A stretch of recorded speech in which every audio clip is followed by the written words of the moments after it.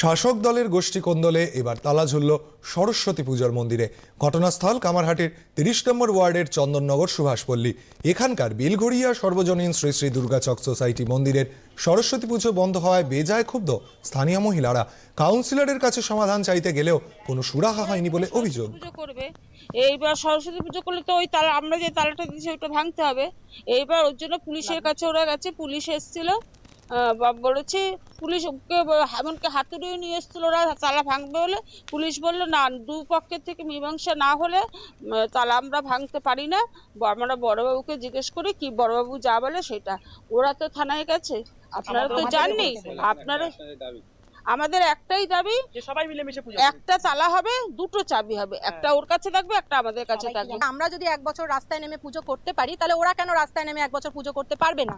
আর এখানে একটা তালা থাকবে যেটা সাধারণ সবার জন্য থাকবে, যার যখন মনে হবে প্রয়োজনে চাবি খুলে তারা ব্যবহার করতে পারবে। এটা তো কারোর একার জায়গা নয়, একা তার অধিকার নয়, এটা সবার জন্য, এটা বারোয়ারি পুজো কমিটি।